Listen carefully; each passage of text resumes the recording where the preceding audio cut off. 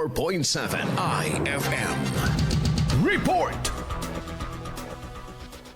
Sinariwa ng ilang residente sa Sitio Aplaya, Pangapisan North, Lingayen, Pangasinan ang nagpastaong pagbaha na naranasan sa buong lugar isang linggo matapos manalasa ang bagyong Uwan. Ayon sa panayam ng IFM News Tigupan sa isang residente, nagsisigawan sa taranta ang Sitio Aplaya noong madaling araw ng November 10 dahil sa biglaang pagtaas ng tubig na lumamon sa mga kabahayan at sasakyan. Ngayon lang umabot sa ganung kataas ng level ng tubig, bunsod ng daluyong at high tide, dahilan kaya lahat ng residente ay napilitang iwan ang kanilang mga ari-arian, makaligtas lamang mula sa rumaragasang tubig. Sa ngayon lang ito na grabe ang nangyari. Ngayon lang ito nangyari na grabe. Pero sa mga normal na mga bagyo, medyo mababa rin. Pero ito lang ang pinakamalaki. Doon po sa pinanggalingan ko, doon lang sa may court, hanggang dito ko na sa liig kasi lumangoy na ako eh.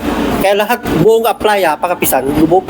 Mga nakasampay na labahin at mga sirang kagamitan, maging mga mahalagang dokumento ang naabutan ng IFM News Tigupan. Ito ang iniwan na epekto o pinsala ng bagyong Uwan. Pahayag naman ni Barangay Kagawad Ulysses Malikdem sa pangatlong balik ng mini-dump truck ng barangay para hakutin ng mga residente, hindi na umano kinaya ng sasakyan kaya bangka na lamang ang kanilang ginamit.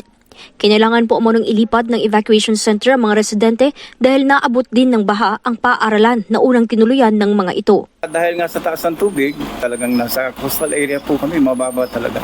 Kaya yung pinagdala namin sa kanila doon sa barangay is inabot din ng baha. Kaya ang ginawa po namin, nilipat namin sila sa bayan, sa simbahan. Kaya halos lahat ng mga taga rito sa amin nandoon sa may simbahan. Umabot din umano sa 4 na araw bago tuluyang humupa ang baha at 6 na araw bago naman bumalik ang supply ng kuryente.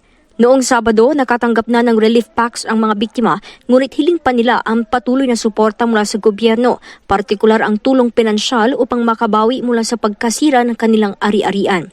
Tiniyak naman ng Barangay Council na nakabase sa profiling ng DSWD ang listahan ng mga benepisyaryo ng mga ayuda. Sa kabila nito, itinuturing pa ring biyaya ng mga residente na walang naitalang casualty mula sa sinapit ng kanilang sityo. Mula sa IFM Tigupan, Idol Jam Victorio, Tatak, IFM. IFM News. IFM News. IFM News.